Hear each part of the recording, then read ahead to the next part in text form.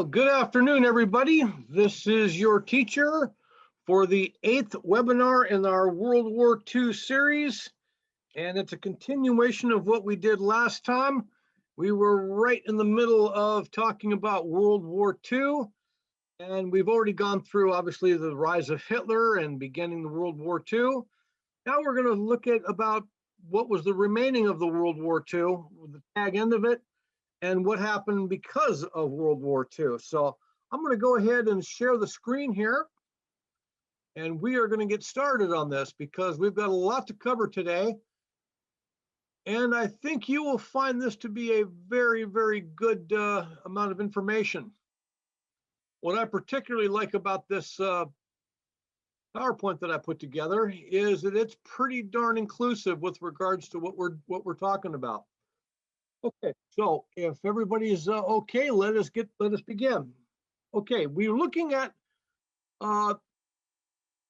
basically what had happened was when we started to get into 1943 and 1944, it became pretty clear that the United States of America was going to win this war. And the reason that we started to realize that pretty clearly is because Germany had made some very serious mistakes with regards to their conduction of the war. Basically, what they did is that they attacked the Soviet Union, which was a terrible mistake, because Hitler did not understand, he didn't understand the dynamics of what would make a world war successful in his eyes. He thought because he had the Blitzkrieg and the Luftwaffe, that he could just come right on in and just win his own way. And that's what he was doing in Western Europe. It was pretty easy because geographically, they didn't have to go very far to beat their enemy. But when you started to get into Russia, it became a very, very different place because Russia is not like Europe. Everything is far away. It is extremely cold, and the Russian people are extremely resilient people. You're not going to just walk into the Soviet Union or Russia and just decide that you're going to beat them in a war. And that's exactly what Hitler thought he could do. But the other thing that he did is that he was extremely dishonest with regards with his dealings with the Russian people and the government. They'd signed a peace treaty. The Treaty of Lvovsk was totally clear. We won't attack you because he didn't want to have to worry about Russia on the Eastern Front. But when he realized that the United States was now going to get into this war, eventually, after Pearl Harbor, he realized at that point, he figured, well, okay, since the U.S. is going to be into this thing sooner or later, I better get what I can get now and to attack Russia. Bad mistake, because now he's got two of the largest countries geographically in the world. If you also want to include Alaska and Hawaii as part of the U.S. territorial boundary, and as far as that presentation is concerned. So what you basically have is you've got two large superpower countries going against Germany and the Empire of Japan, because Italy at that point was not really much of a factor. Could he have possibly have won? No, he could not. And it became very clear at the Battle of Stalingrad, where there was no way that he was going to win this war.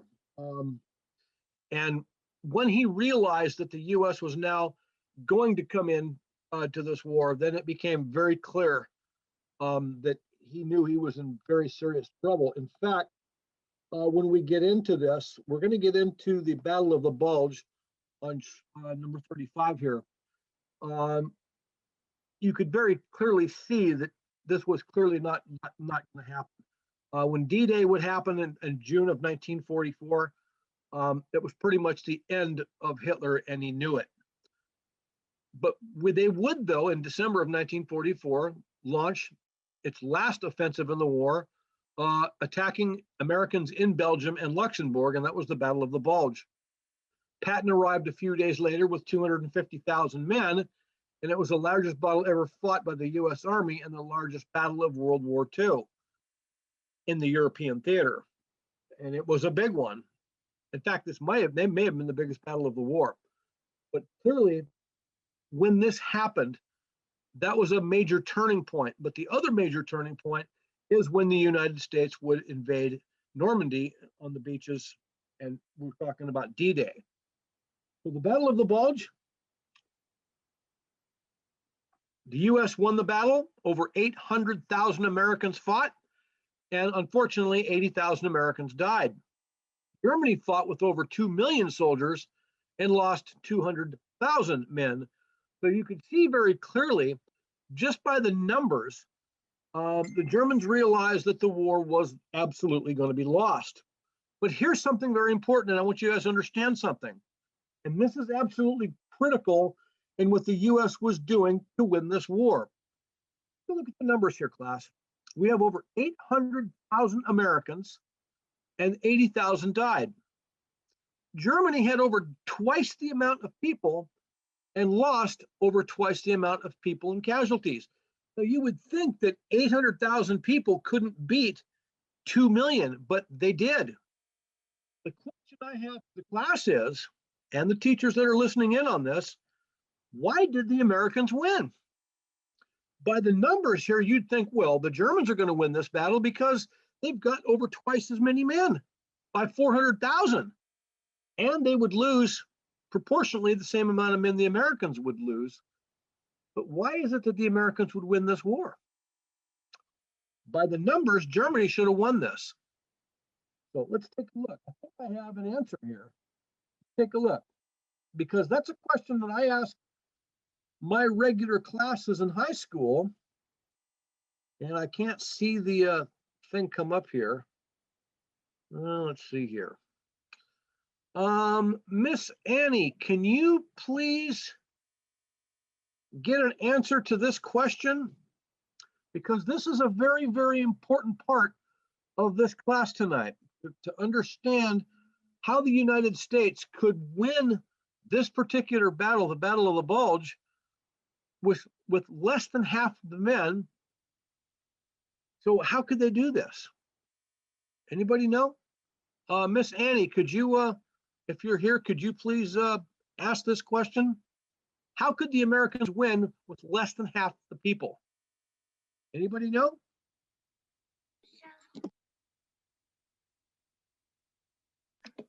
Yeah, I'm here. You need me to open the microphone? Yeah, I would like the class to be able to completely and firmly understand. This is a key point in the whole World War II lecture series about how could this Battle of the Bulge, how could it have been won by the Americans with less than half the people? How did it, what happened here? You would think that the Germans would win. Look at the numerical superiority of the German army compared to the Americans. How'd they do it? So please ask your class or any other teachers that might be listening in, how could this have possibly have happened?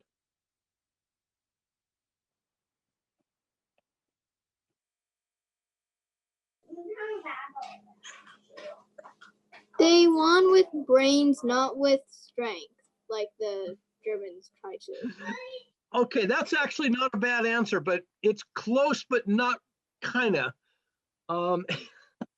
That's a very good answer, though. Okay, let's look at this, class, because this is what's a key component of what the Americans were all about. Now, one of the things that Hitler was scared to death of is that he realized that, and this is why he was so angry at Japan. When Japan essentially attacked Pearl Harbor on December 7th, 1941, Hitler was absolutely angry at the Japanese. He says, what did you do? You just blew it, guys. We were not ready for the United States to be attacked or be brought into this war, because I didn't get to finish what I had to do in England, and I tried to get something done in Russia, but unfortunately I'm getting huge resistance because of the Russians, the weather, the people. I don't have my supplies up. We are in big trouble. And what he was alluding to the fact is that he understood very clearly what the Americans could do. He had intelligence from his people saying, watch out for the Americans, because you were right, they have a lot of brains. But most importantly, class, and this is a key point, is that they have the capacity to manufacture huge amounts of weapons in a very, very rapid order. What they mean is that the United States has the brains, but they also have the capacity, the industrialization, and the spirit to where they can manufacture huge amounts of war materials at a very, very quick amount of time. And what that basically was is that he understood very clearly when Roosevelt declared war on the United States with Congress, the day after Pearl Harbor was attacked, that basically got the United States the excuse they needed that they would, one, get out of the Great Depression, and for two, put an enormous amount of people and a very educated population back to work by building and manufacturing war materials that could be used to win this war. If you take a look at the size of the United States of America, and Russia for that matter, you can see very clearly that, one, we have an almost unlimited supply of raw materials. We have a highly educated, specialized population. We have the industrial capacity and, what you said, the brains to do this. So what Roosevelt did was he unleashed the power of military industrial complex ideology as well as production on the world. And what Hitler understood was very clearly is that the United States might not be able to beat you militarily, but they eventually will. But the United States is going to wipe you out with regards to being able to produce the war materials that are going to win this war in very short order. The Japanese didn't quite understand that yet, but the Germans absolutely did. Because remember, we had a lot of Germans in the United States, and we had intelligence going back and forth between the two countries. They knew exactly what was going to happen. The United States would build over 300,000 combat aircraft. They would build several hundred large Navy destroyer ships. They would build over 2 billion weapons. They would build tanks. They would build a mass infrastructure and a massive amount of industrial military items used to win this war. And this is why the United States would win this battle, you guys.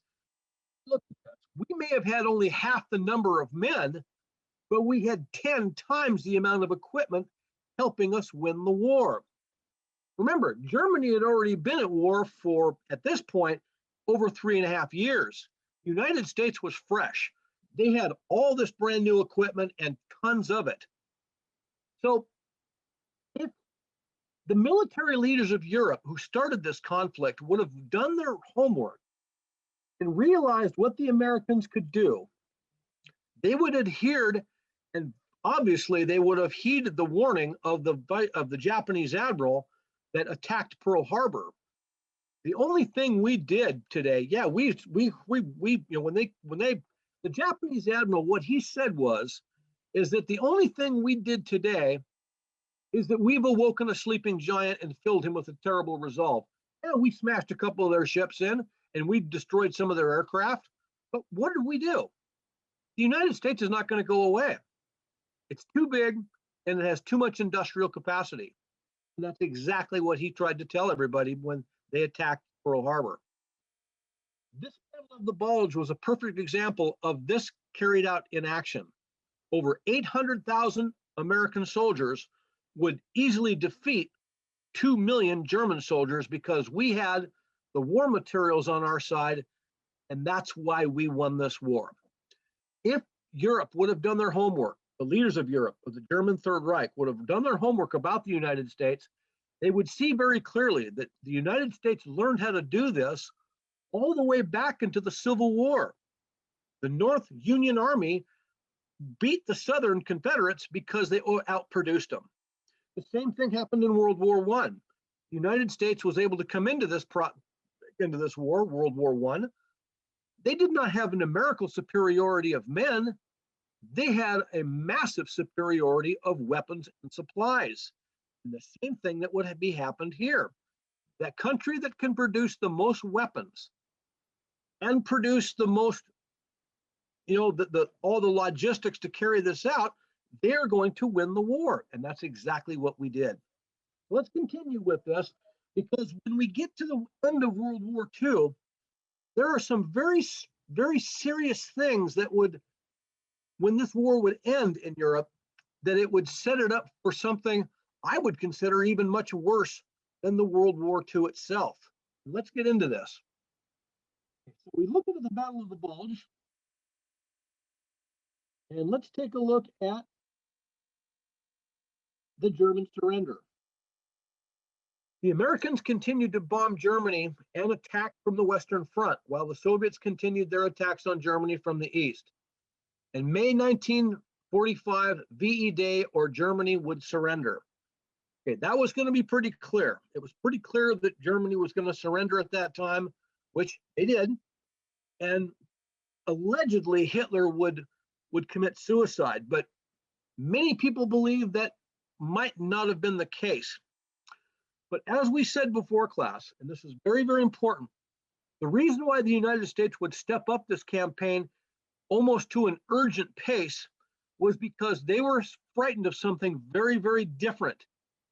They had intelligence that Germany had completed the first experiments in what they would eventually complete themselves as building the first atomic bomb. If Hitler could have completed that bomb, he would have used it against a Western target. There's no doubt about it. That's why it was extremely important that the US literally end this thing as quickly as they possibly could, because they were scared to death that Hitler was going to get the bomb. They had already done the heavy water experiments. It took a guy by the name of Robert Oppenheimer of the Manhattan Project, an American scientist and physicist, to actually complete the work and what we'd actually complete the bomb. But we clearly were very nervous about this happening. So when we get to the German surrender,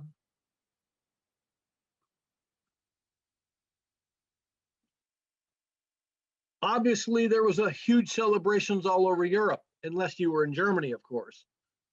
But he took a look at what the Allies had done to Germany. You can go, and I hope that you're able to see the movie called The Third Reich, The Rise and the Fall, like I told you about before. And in 1936, Hitler was almost immortalized because of what Berlin had accomplished. He completely rebuilt Berlin. In fact, he rebuilt the whole country so good, in fact, that he was able to basically put on the 1936 Olympics. He was held in such high regard that in 1938, he was voted Time Magazine's Man of the Year. But what happened between 1938, well, we had Kristallnacht, the Night of Broken Glass. We would have his annexation of Austria, his invasion and taking over of Czechoslovakia, and then he brought his country into World War II by attacking Poland. As a result of all that, and the distrust and the evilness of what this man was up to with regards to the Holocaust, and the fact that he was going to destroy, everything he could with an atomic bomb if he could have built one, it became very clear that the United States and the European allies were going to crush Germany, and which they did. They would bomb a 24-hour-a-day bombing campaign until Germany was basically reduced to rubble, and it was. It literally was completely and utterly destroyed. Now, what's important to understand about this is that it would take Germany almost 45 years to finally complete the restoration of their country because of the damage that was caused by World War II. That's how badly we had destroyed everything. We destroyed their entire infrastructure, their cities. We reduced everything to pretty much rubble. And it took them a long time to get on their feet. Now, when we get out of the war years, there's another section of this World War II that I have to go over with you because it's very, very important. Class, I've decided that I'm not going to present certain aspects of the Holocaust.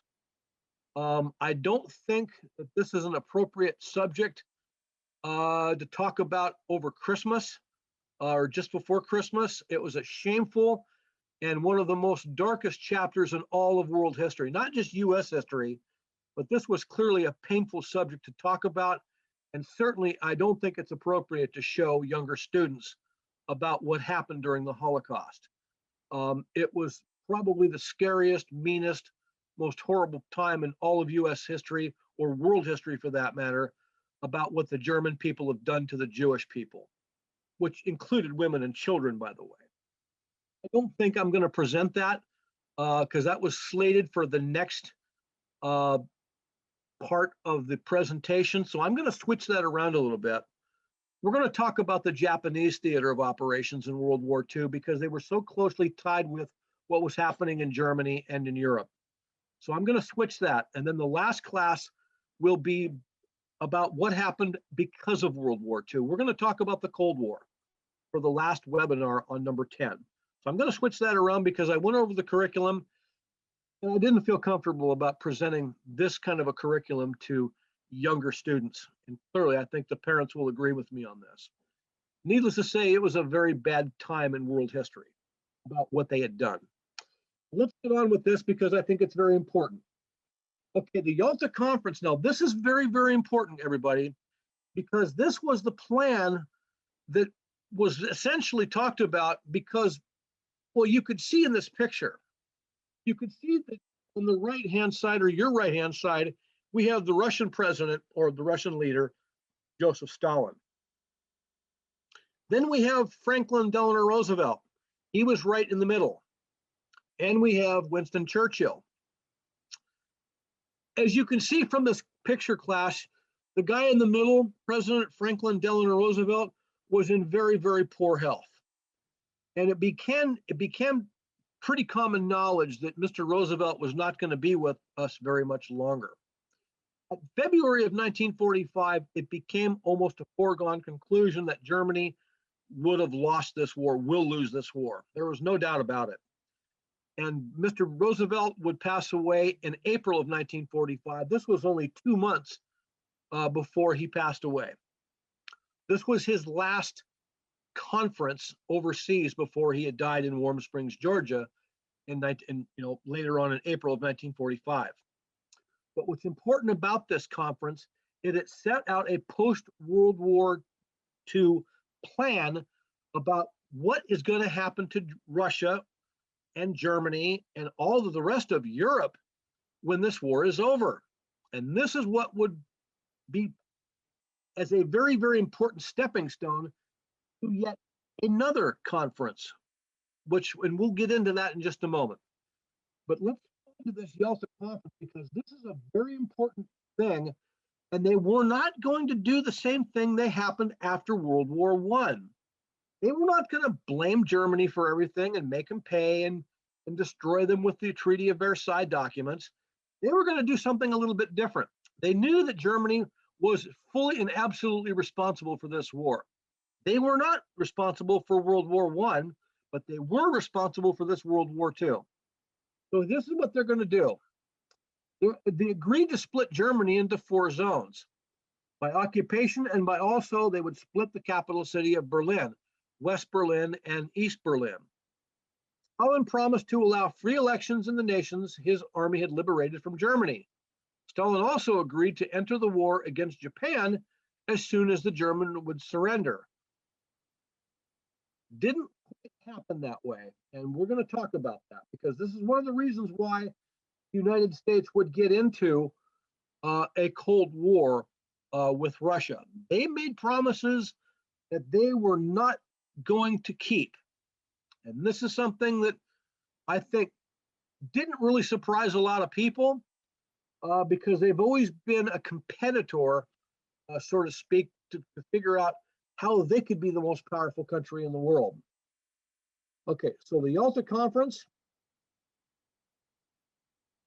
Now, we're going to switch gears here a little bit because all a part of the Yalta Conference, and we would get into another conference, has to do with wars in the Pacific. And this was very important because remember, in 1940, we had this thing called the Axis Agreement.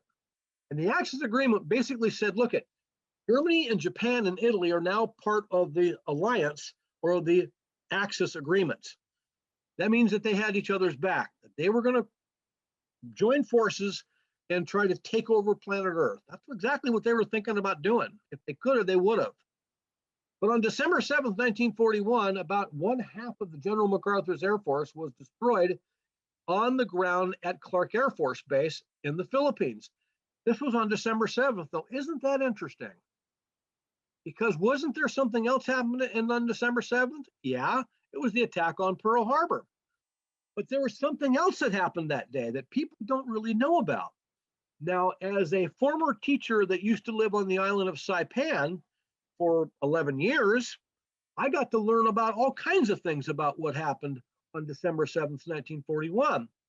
Because on that very same day, Saipan, where I used to live, was actually held by the Japanese since the German surrender of World War I. Well, the Japanese had annexed all that, and they had Saipan, but it was the Americans that had the island of Guam. Well, that's only 150 miles away. So a fleet of Japanese Mitsubishi Zeros took off, their fighter airplanes took off from an airbase in a place called Aslito in Saipan. I used to go up there all the time and see the airport, what's left of it. They took off, and about an hour later, the Japanese Air Force had wiped out Guam as well on this very same day, on December 7th, 1941. That was a very brutal day for the United States and the people in the Pacific of what the Japanese had done. They also made huge attacks on Singapore and some parts of the Espiritu Santos Islands in the New Hebrides. So they were all over the Pacific Ocean that day, taking territory and killing people. Within days, a large Japanese force landed on the Philippines, and MacArthur withdrew to the Bataan Peninsula on Manila Bay. There he set up defenses, hoping the U.S. Navy could evacuate his men safely. Didn't quite happen that way. In March 1942, FDR ordered General MacArthur to escape to Australia. He left the words, "I shall return," and which he did. On May 6, 1942, 11,000 Americans and Filipinos surrendered when the Bataan Peninsula fell. Approximately 76,000 and Americans became prisoners of war. One of the most horrifying things for the Americans was the Bataan Death March in the Philippines. Okay. Let's talk about this a little bit. The Bataan Death March. Japanese soldiers split the prisoners into groups of 500 to 1,000 men and marched them 60 miles to a railroad. About 10,000 prisoners died during that march, and many were shot and executed by the guards. Okay, not a very nice thing to talk about. But let's get into where this was actually going, because this would give the United States a crystal clear designation of what we were going to do. Now, this is what's very important, class. And what I'm going to set up is that you remember that the Russians and the United States would go into Berlin, and they would, win the battle of Europe. What's important to understand about this is the resilience of the Japanese people and the soldiers for what they were fighting for, the Empire of Japan. These were some very, very cruel people during this period of time. The soldiers were extremely brutal in what they had done. In fact, mainly beyond the pale of any acceptable human conduct in war or peacetime or anything else, which gave the United States a very clear indication of what these people actually were. They were determined enemy that were basically determined to destroy anybody that got in their way. Because of this death march, because of the brutal assault on the Philippines and all the other places in the Philippine Islands and all the other places around the Pacific Theater of Operations, this told the United States of America that this is a country that's got to be dealt with extreme force. They're not going to simply surrender. They're not going to do that. And toward the very end of the war, they demonstrated their resilience by using their kamikaze fighters. Let's go back to Europe for a moment. Because when the United States was walking into Berlin, and what Russia was doing when they walked into Berlin, to basically, okay, we won the war, the Russians found the rocket data that the Germans were using in World War II. They found the plans to the V2 rockets and the V1s. They also found a treasure trove of documents detailing about how to build a rocket. And they got those plans. Of the United States of America on the other side of town, they had found stuff regards to jet engines. The Germans were way ahead of everybody in the world when it comes to jet engines and rockets. But then we found something else. Now, our intelligence told us that the Germans were working towards, at a fever pitch, trying to figure out how to build an atomic bomb. They had the theory behind it, but they didn't quite have it all put together. Remember, all their infrastructure was being destroyed now by the Americans and the Allies to basically stop them from trying to do something like that, but to also win the war and to stop the Holocaust from continuing. So what the Americans found was they found all the stuff that the Germans were working with to build an atomic bomb. At that time, now the US had already received the intelligence and all the stuff about the bombs. So we were well underway with the Manhattan Project at that time. But this gave us the missing pieces that we could complete the weapons quicker. Now the plan is that the United States was going to build this bomb, and they were going to use it on Germany to stop the Holocaust and to keep them from building their own bomb. But because of the intense bombing campaign that the Americans and the Allies had done to Germany, it became very clear that Hitler was not going to win this war. And when Hitler would surrender, Germany would surrender. Hitler would allegedly commit suicide in a bunker underneath the city. It's clear that Germany's is done. They've surrendered. They surrendered unconditionally, and it was over. But where I'm getting at, though, is that the United States and Russia during this period of time had received and had gotten that critical information that would end this war very quickly. Now, the US was way ahead of the Soviet Union in this period of time because we had the research and we certainly had the impetus to build this bomb, which we did. Now, what's important to understand about this is that any intelligent person anywhere in the world would ask the simple question: why would the United States of America, being as powerful as it was and already winning the war in Europe, why would they drop an atomic bomb on Japan? In fact, they would drop 2 of them on Japan. Why would they do that?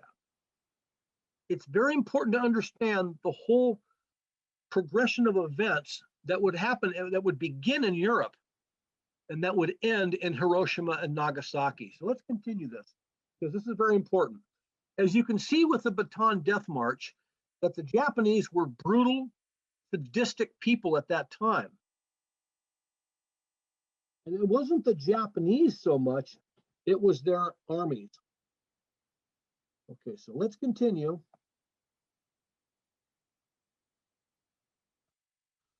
Okay, the Japanese general responsible for organizing the march was one of the 6 Japanese executed for war crimes after the war. There was definitely that. Here's the Bataan Death March, where many Americans died.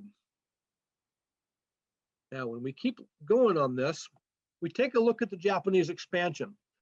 Now, class, we're going to go through this much more detail in our next slide, or our next presentation, our next class.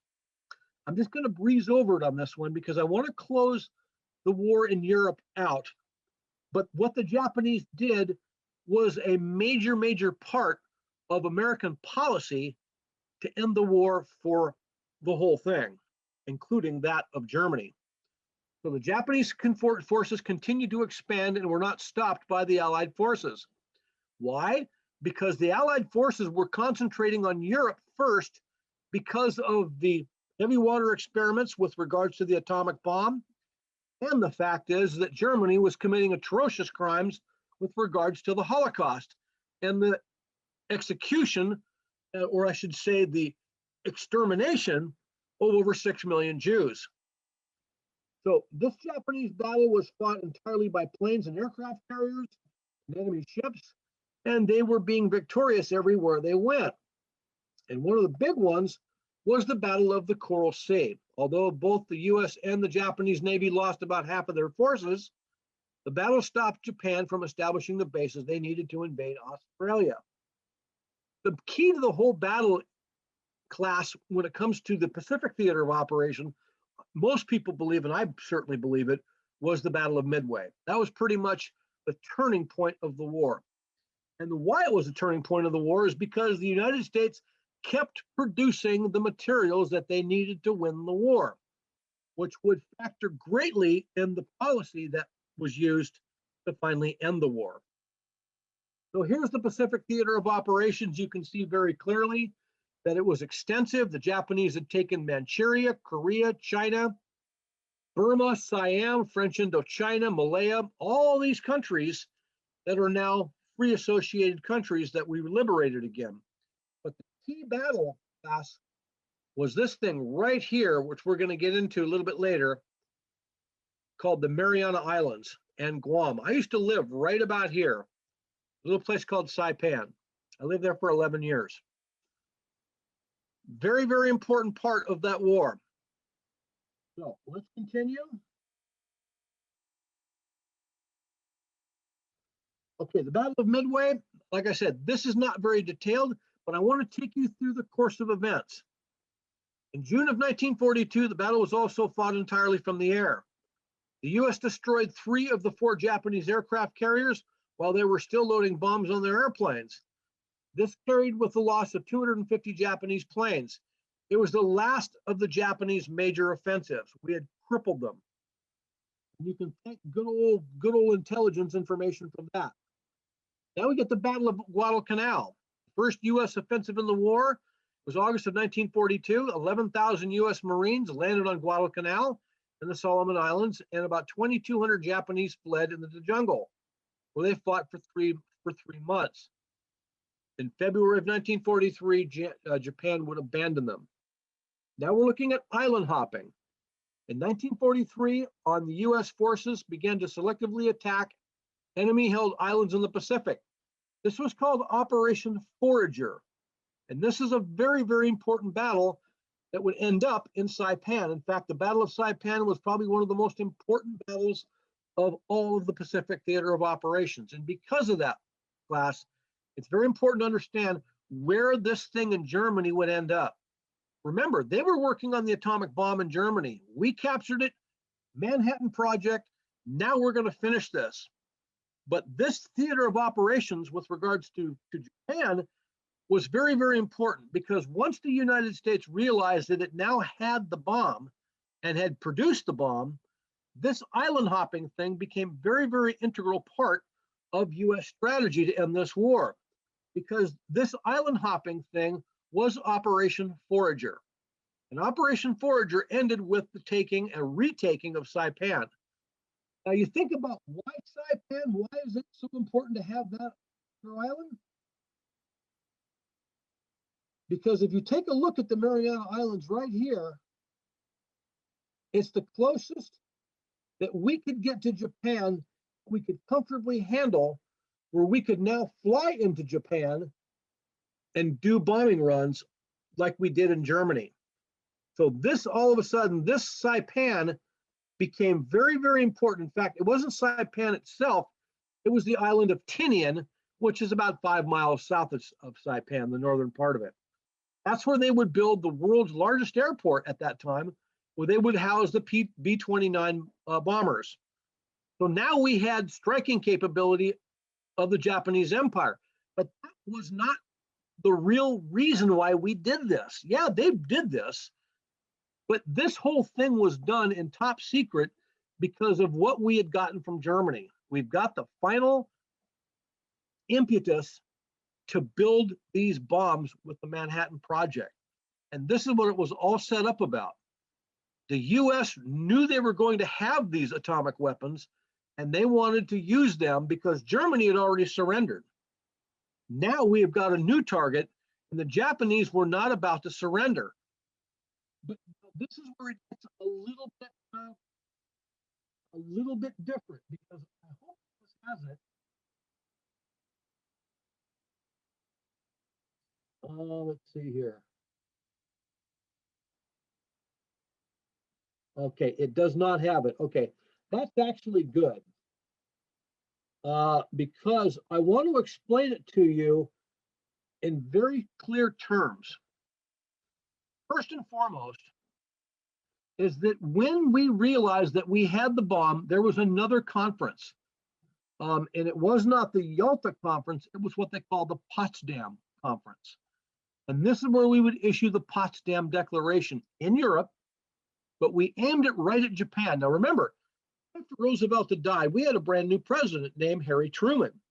Harry Truman would go into Europe and discuss, okay, how are we going to fix this? How are we going to make this all, how are we going to rebuild Europe? And we would rebuild Europe and Japan using the Marshall Plan and compact funding, so we could rebuild these economies and not do the same mistake we did in World War I, where we just simply left everybody to fend for themselves. That's not what a good idea is.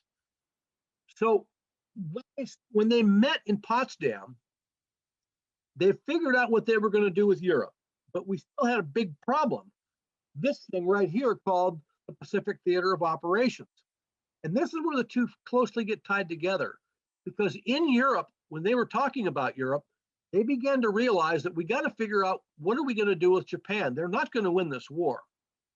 The United States had already crippled their Navy, crippled their Air Force, and now we were bombing their mainland with impunity. There was no way the Japanese were going to win this war, but their generals wouldn't surrender. In fact, their prime minister, their new prime minister, Suzuki, when he received the first Potsdam Declaration and said, look, guys, we told them, they said, to the people of Japan, you've already lost the war. We have your Air Force, we have your Navy. The only thing you have left is your army, and we don't want to destroy them.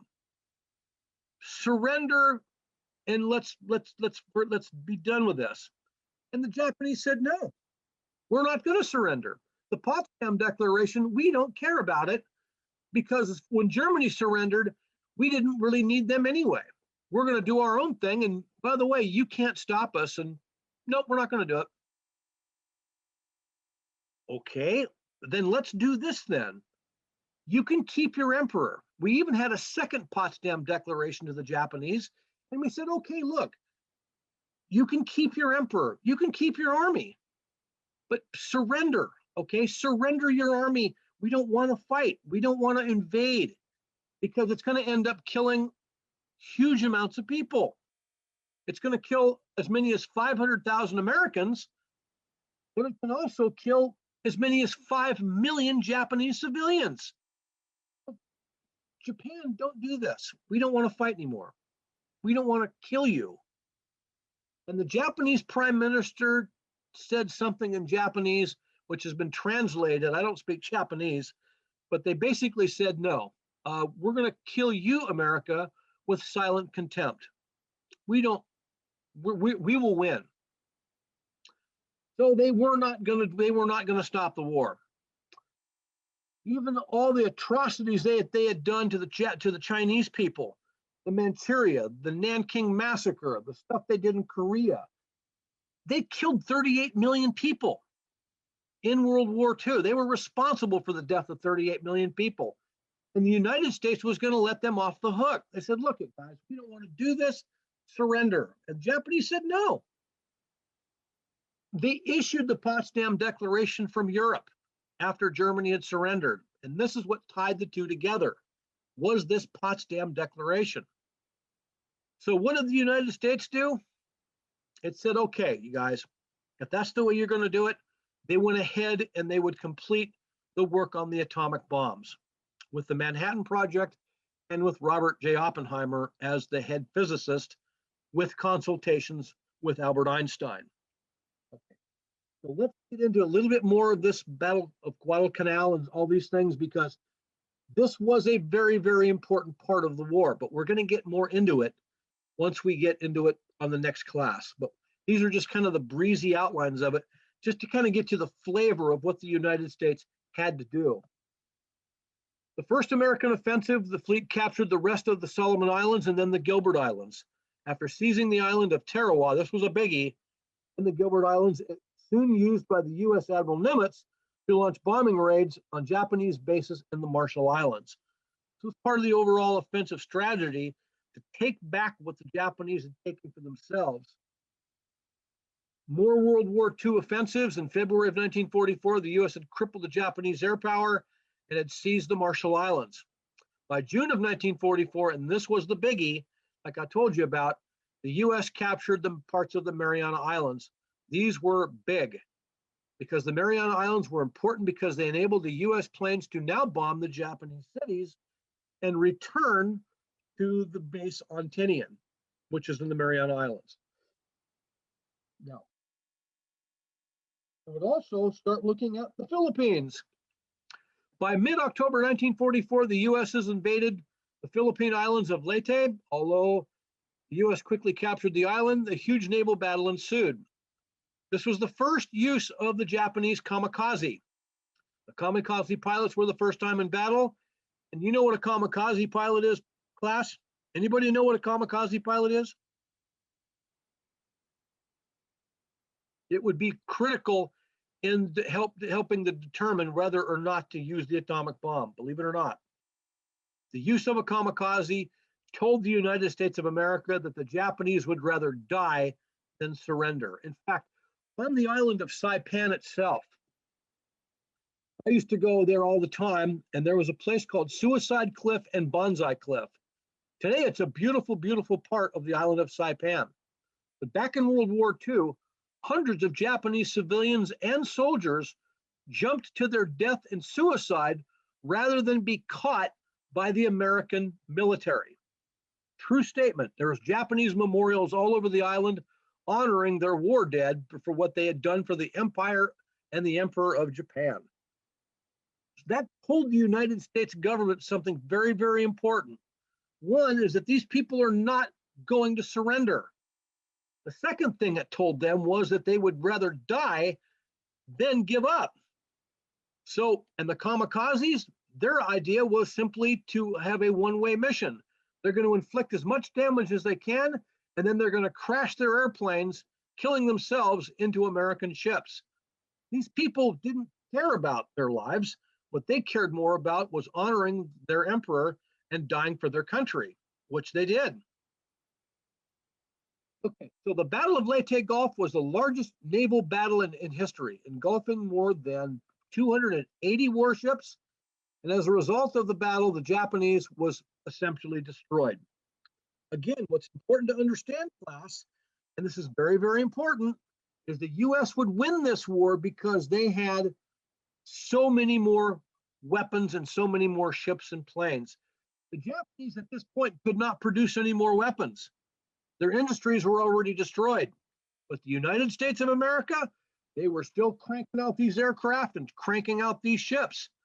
And they were doing it at breakneck speed. We're going to win this war because we have the capacity to do so. Something that Hitler and Japan made a gross miscalculation on. And now you got Russia involved in Western in European affairs now, and they're going to do their best as well against Hitler. Hitler was already supposedly dead at this point, but you can see very clearly how the whole thing started and how the whole thing was all linked between Europe and the Japanese Pacific Theater of Operations. Now, in mid-October 1944, the U.S. forces invaded the Philippine island of Leyte. Although the U.S. quickly captured the island, the huge naval battle did occur. The Japanese used kamikazes, and the Battle of Leyte was the largest in naval history.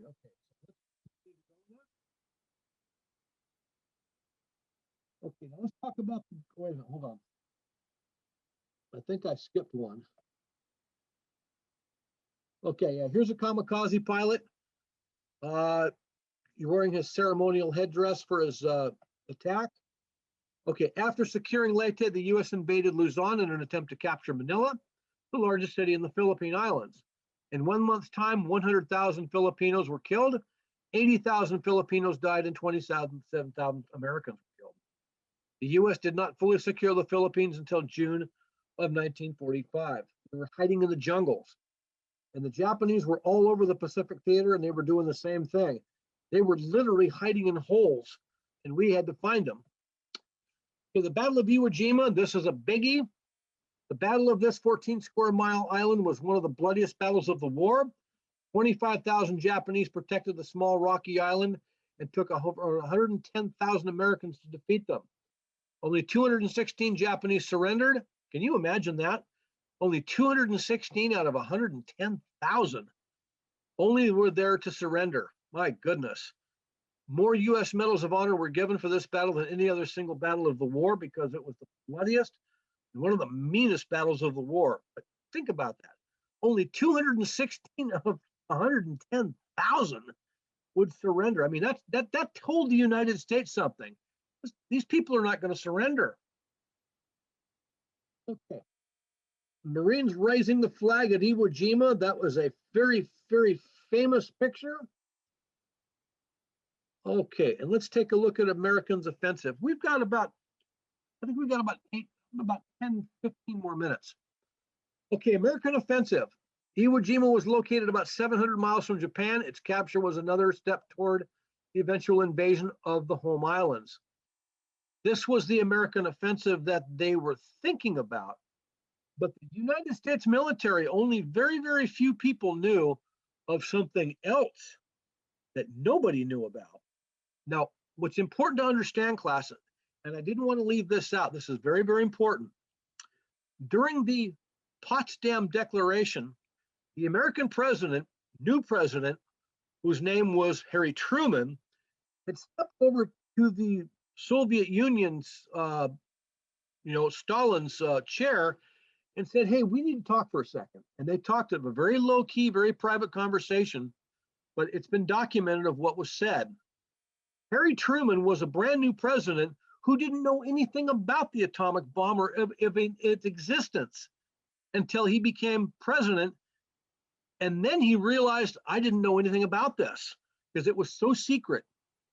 But when he found out about it, he said to the Russian leader, Stalin, Mr. Stalin, we have got something that can end this war very quickly. And we just wanted to let you know that we have it. And if the Japanese do not surrender at this Potsdam Declaration that we're going to do, we fully intend to use it. This is where it gets really interesting because Joseph Stalin said, well, wow, that's really great. We hope you use it and we hope it's very successful because we want to end this war too. So good luck. And we certainly hope that it's successful. Just like that. What's interestingly enough, though, is that the Americans did not know that the Russians already knew about the bomb because they had operatives working at the laboratory at Los Alamos, New Mexico, where it was built. So very, very coy on behalf of the Russians. They had already known about the bomb. In fact, the Russians knew about the bomb before Harry Truman did, because they had intelligence people in Los Alamos basically watching all this thing happen. So we didn't know that, but we clearly did not understand that the Russians already knew about the bomb.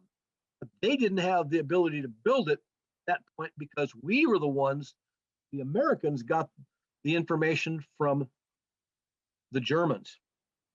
Little bit did we know at that time that the Russians had advanced information on rockets that would help them dramatically during the Cold War era. In fact, it took us totally by surprise. This was very interesting on how this whole thing plays out. So you can see right here, once we start going on, you'll see how it all ties together. But the next island that fell to the Americans was Okinawa, which was located only about 350 miles from Japan. Okay, in June 1945, in another bloody battle, nearly 100,000 Japanese defended the island from an Allied force of 180,000 soldiers from 1,300 warships. That's a lot of military ships. Japanese kamikazes launched nearly 2,000 attacks against the British and American fleets, and it was the single bloodiest battle of the Pacific War, with nearly 50,000 Allied deaths and 93,000 Japanese. Okay, now here is a soldier in action. Now, I'm not going to get to this next slide because I don't want to spoil it. But literally the beginning of the end was beginning to happen. When the Japanese rejected the Potsdam Declaration, the United States knew at that point that it had no choice but to drop the bomb. And this was an especially hard decision, as obviously you would figure it out, by a brand new American president who realized he had the most powerful weapon ever devised in the history of mankind at his disposal to use against a civilian population. Now, I want to make something very clear, and this is a very important, class, and I want you to pay particular attention to this. In Germany, in the European theater of operations, it was very clear that the German people knew of the Holocaust. They knew about it because the Holocaust, those prisons were right in Central Europe, in Germany, in Poland, and other parts of Eastern Europe, where unspeakable horrors were being committed against the Jewish people. Americans realized that this was one of the worst possible things that have ever happened in the history of mankind, was this Holocaust. And the German people knew about it. In fact, and they did nothing about it. Because when we liberate these camps like Dachau and Auschwitz, the German people were saying, oh, we didn't know anything about it. Oh, we're horrified. No, the fact is they did know about it, because many of the German people actually worked at these camps. So yeah, they knew about it. And they knew full well what was going on there. Now here's where it gets different, people. Because when we would liberate these camps, we would show the German people, hey guys, we actually marched the German people right through these camps and said, here, this is what's been done in your name, guys. And guess what? You're going to bury these people. 6 million people were killed by the Holocaust, by Hitler and his evil little henchmen. Okay, done deal. They knew about it. And they always knew about it. But now look at what President Harry Truman had to do. He had to weigh, should we drop an atomic bomb on the Japanese civilian population? Because here's where it gets a little bit dicey. The Japanese people, on the other hand, the civilian Japanese population, very few were ever told about what their army and their navy was doing in the Pacific theater. And the reason that they kept it a secret was because there was no battles prior to this that was occurring on the islands or the home islands of Japan. The civilian population was never told of any of this.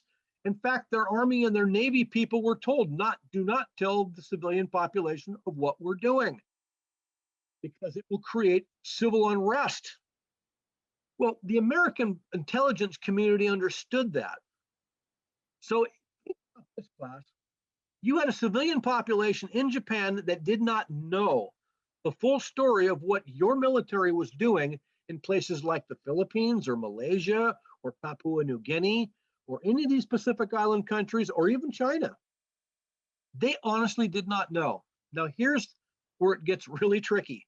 Would you bomb a civilian population to do this? To end this war? Where these people were completely innocent and because they didn't know anything about it? Think about if you were President Truman and you had to make that choice. Because the choice was very clear. If the United States is going to invade a conventional invasion force in the Japanese homelands, they could lose as many as 500,000 American lives could be lost. Or as many as 2 million Japanese civilians would be killed. Or do we drop the bomb and let's end it now? If you were the President of the United States of America, you had a very difficult choice. Because one, you had the choice of dropping a bomb that has really never been dropped before. We know the thing works because on July 16th, 1945, in Alamogordo, New Mexico, one was detonated. The first of the Trinity atomic bombs was detonated and it worked. In fact, it worked so well that it scared the living daylights out of everybody that was there. They said, oh my goodness, yeah, it works. It was the equivalent of, I believe it was 30 million sticks of dynamite blowing up all at once. That is an incredible amount of power. And what was left of where they detonated it was nothing. Now you got to make a choice. Do we drop an atomic bomb on Hiroshima and Nagasaki? At that point, they were thinking about Tokyo. But this was interesting. The American military intentionally did not bomb Hiroshima or Nagasaki because they knew that they were some of the intended targets, and they wanted to see what the bomb would do to a city that had not been previously bombed. That's how well they planned this thing. Well, needless to say, President Truman, by virtue of the fact that he wanted to save American lives and to end this war immediately, he elected to drop the bomb. And he did. Okay, I'm going to end this here because I don't want to spoil it for you, but we're going to get into the bombing of Hiroshima and Nagasaki next time.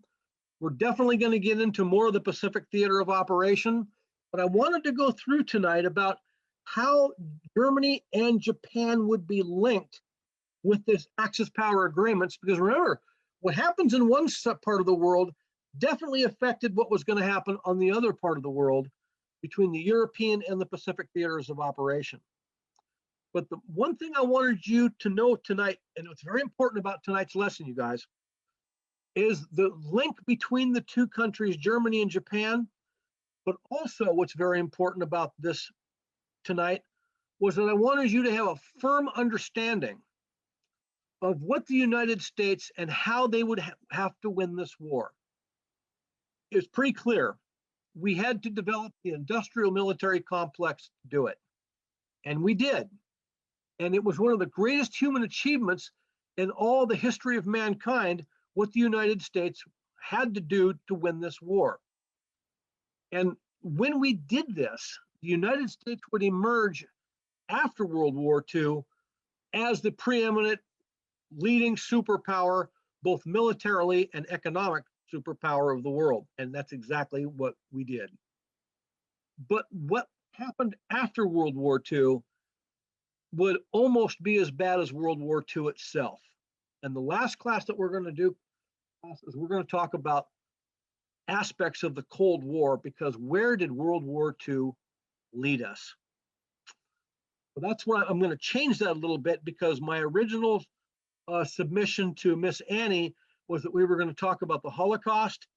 I looked at the material, I'm looking at the age of the classes, and I'm thinking, no, it's probably not a good idea to talk about the Holocaust, not at this age level or grade level. Okay, well, I'm done talking tonight. Annie, I'm going to turn it over to you. This has been a good webinar. I hope everybody learned something. And if you guys need to ask me some questions, I am going to be here to answer your questions. So I appreciate you letting me talk tonight. Hope everybody learned something. So feel free to ask me some questions. How come in war people never think that they're probably killing someone's children or family? How come they never think about what that feels like before dropping an atomic bombs on places? That's a very good question. Okay, here's the deal. When you're at war, you're dealing with military people who've been trained to fight. Now, certainly one of the most agonizing decisions of any world leader in history was that of President Truman. He didn't want to drop the bomb. He said, look, if I drop the bomb, I'm going to kill as many as 300,000 people. But if we have to invade Japan to keep them from killing more people, we could lose as many as 2 million people. So he had to take the lesser of two evils. And keep something in mind. The Japanese at this point had already themselves killed or caused the death of as many as 38 million people. So the World War II had to be stopped. And it had to be stopped at this point, unfortunately, at a terrible cost. Now, what's interestingly enough is that if you take a look at the memoirs of President Truman, he's very clear about it. He said if he would have known the half of the destructive power of these bombs, and if he would have known about where this would lead the United States and the world in nuclear proliferation, he wouldn't have dropped the bombs. because he was not a violent, evil person. He was a compassionate man who was faced with a terrible decision as a president of the United States, probably the worst decision in the history of mankind that somebody had to make. And unfortunately, it was thrust upon him. But looking back on hindsight, almost everybody believes, even the Japanese, they believe that because we dropped the atomic bomb, fewer of them were killed if we would have had to invade. Thank you for answering my question. My pleasure. Okay, well, thank you very much. I hope everybody has yourself a great Christmas. I will not be able to make it next week because it is Christmas time, but we will do it the week after. So I wish everybody a happy holidays. I know you probably don't celebrate Christmas, but we do here. So have yourself a wonderful week. Okay, thank you very much. 谢谢。